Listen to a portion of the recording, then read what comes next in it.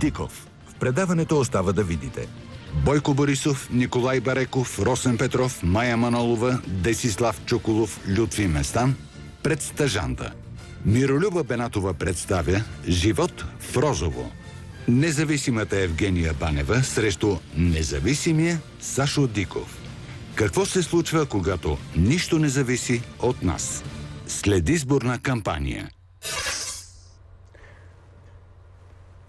Евгения, защо ти трябваше? Извинявай. Кажи ми, защо ти трябваше да си причиняваш всичко това? Ти баровката живееш в най-луксозното имение, в най-баровския квартал. Отседаш от Майбаха, казваш се на Ролс Ройс. Защо в тая тиня поиска да влезеш? Един много хубав въпрос. Да се опитам да отговоря на него малко по-философски. В смисъл такъв... Никой не те се интересува от философски. Дай направо през красото. Не сме се разбира нищо. Първо да кажем. Предварително никакъв разговор с никакви ограничения. Даже не знам и на какви провокации ще ме подложиш, но аз съм готова на всичко. Защото когато обществото ти е дало повече, отколкото примерно на много други хора, но аз реших, че на мен ми е дошло времето да направя аз нещо за обществото. И това е моят отговор на въпроса. Наистина да си причиня едно така неудобство в моето ежедневие, в моя прекрасен живот, в моите задължения. Но наистина реших, че трябва да дам възможност на хората, които са потискани от политическите мафии толкова много години, 25 години, в България не може да съществува бизнес, който да не е задължително политически обвързан. И веднага ти казвам, независим кандидат, който не те разбраха, спечела си 0,276 хиляди от процента, 6188 човека са гласували за теб. Би трябвало да го отчиташ като пълен провал. Напротив, отчитам го като пълен успех, защото аз не ги изчислявам хората, които са гласували за мен в проценти, а в хора, които са ми повярвали. Само за 20-дневната кампания, която успях да направя. Колко плати за кампанията? Колкото е така, нали, лимита, дори мисля, че малко по-малко от 100 хиляди лева. Между другото, аз се възползвах от всички възможности, които дадоха медиите в България. Медии си била. По сумати само медии, да ти кажа, в твоето CV за тия избори пише: аз съм образована, аз управлявам успешен бизнес 15 години, аз съм майка на 4 деца, аз съм силна и горда българка, аз насърчавам предприемачеството, аз съм независима и няма да склоням глава пред никоя политическа партия. В резултат на всичко това, тази райна княгиня, тази Жана Дарк беше пратена на политическото бонище там в кълта. Не винаги въстанията са успешни. Така че да кажем, че това е началото на един по-дълъг процес. Да смятам ли, че продължаваш да държиш очевидно да си невъзпитан груб, беден и прост в България предимство, а не недостатък, както е по света? Това е ужасно, което виждаме в България. Аз проследих и с голям... Това си го преди 3 години, предполагам, че държиш на него и сега. Естествено, че държа. Аз през цялото време издигах като една от моите най-сериозни теми това, че образованието е изключително важно и че ние 25 години неглижираме образованието, а преди 25 години влязохме в демокрацията като една от най-добре образованите нации. Нали така, Сашо? Точно така.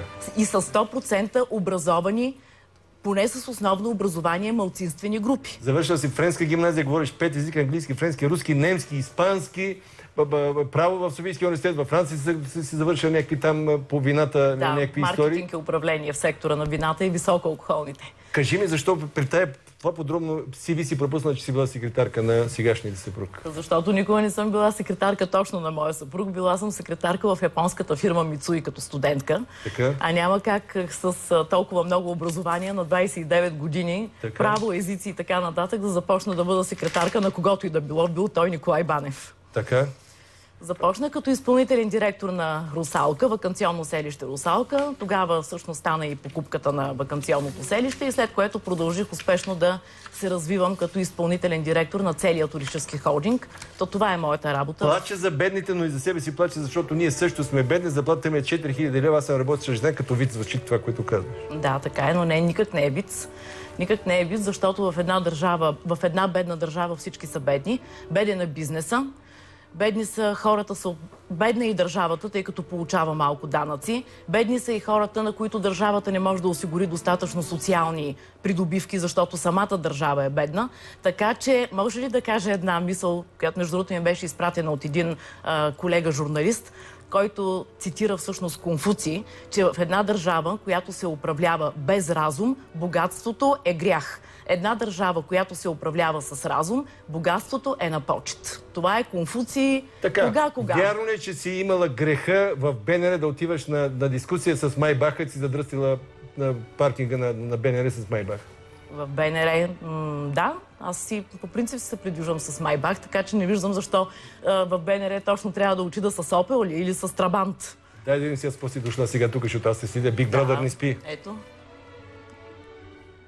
Някакво скромно, невзрачно Ролс-Ройсче кабрио, ми казват моите хора. Да, така е. Така е. Много нескромно. Регистрация, само че не е българска. На женевска регистрация на нашата швейцарска фирма. Защо ти трябва с това да... Какви комплекси избиваш да идваш днес с Ролс-Ройс кабрио, бе, майка му? Това не са комплекси. Това са... Ами нека все пак да си спомним, че ние 25 години вече сме в така наречения капитализъм. Колкото и той в България да битува като държавен капитализъм. Ти преди малко каза, в държава, която се управлява от неразумни хора, богатство е грях. Значи, ти би трябвало да съзнаваш, че... Ами добре, тогава защо преди 25 години влязохме от комунизма в демокрацията? Нали? Това беше целта на всички тия процеси. Всеки, който е способен, да може да прави това, на което е способен и да печели повече и да си харчи. Аз се радвам. Весела Барбукова ми каза, Ламборджинито си го карам само във Виена, защото тук ще усещам как ще ми разкъсто завист във Виена. Не е така. Тук това е нещо друго. Знаеш, има много... Това е подаръка, който Барбукови получиха за нашата сватба от нас, червеното Ферари. Аз отново искам обаче да обърна внимание на това, което е същността на моето появяване. Предприемача да отвори очи, защото бизнесът ни е беден. Държавата създава изключително лоши условия за бизнес в тази държава. Виждаш, че в банките се държи рекордно количество пари. Тези пари не работят, икономиката не работи.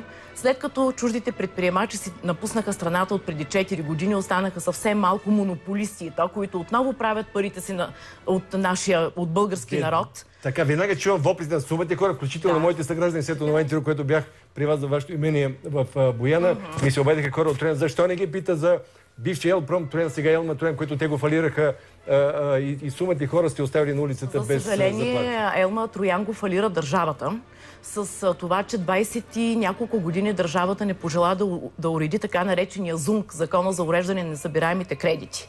И това всъщност е едно от най-големите престъпления на прехода и на така наречената приватизация или опита за приватизация.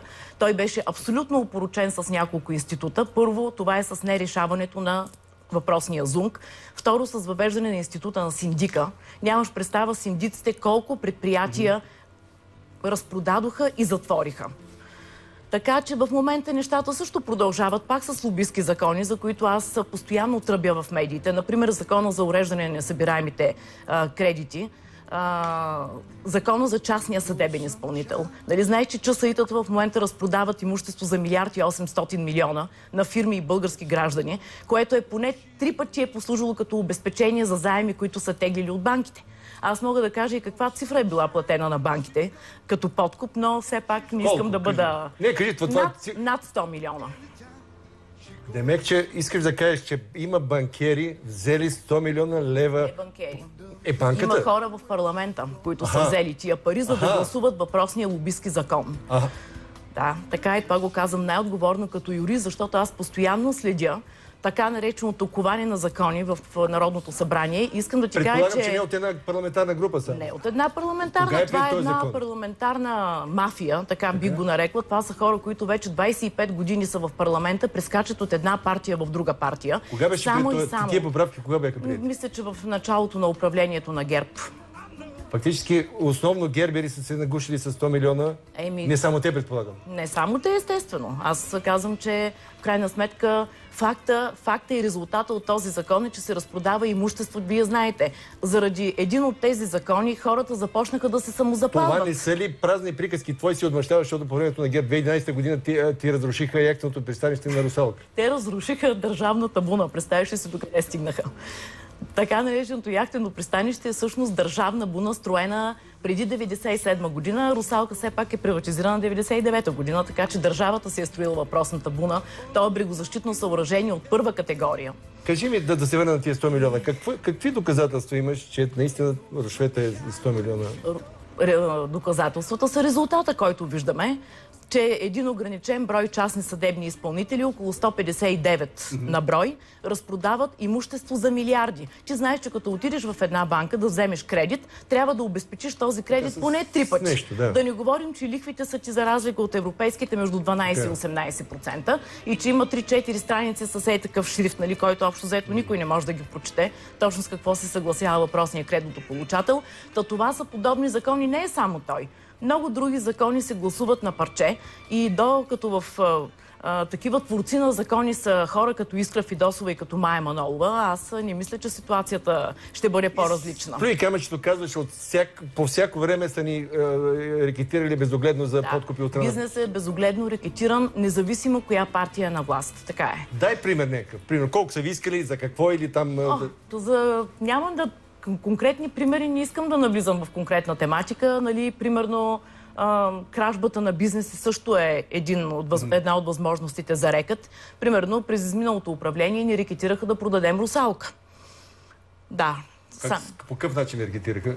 По такъв начин, за цена, която примерно е 100 пъти по-ниска, отколкото струва съответно курорта. Кой е този човек с икономически интереси, който е злоупотребявал с вас и така, за да ви там работи? Виждаме най-пресния пример сега, който показахте в предния репортаж с Бобов дол.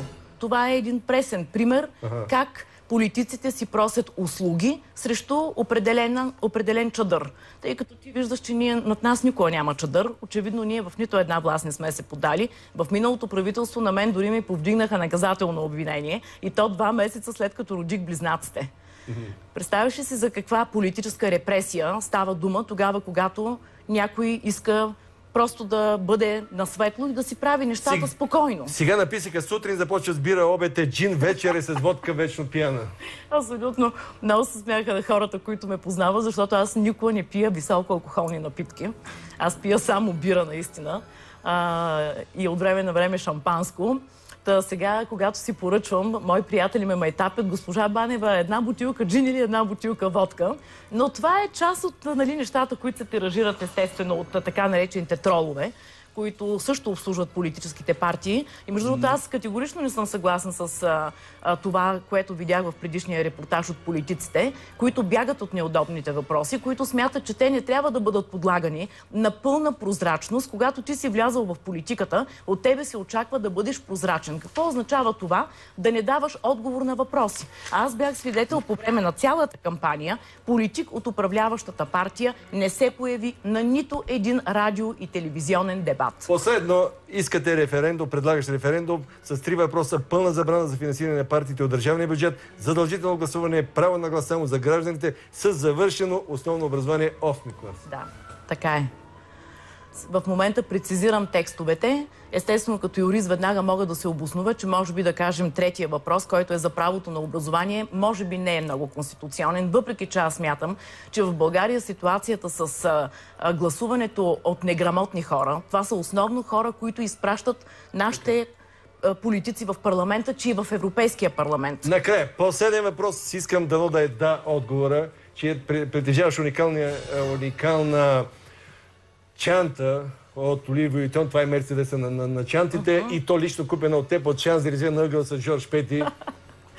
Не, имам наистина такава чанта, само че не е купена лично от мене, ами е подарък от дилър.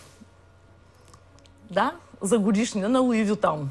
Защото си направила примерно 200-300 хиляди оборот на Луи Вуитон. Не съм следила оборотите, но при всички положения имало защо.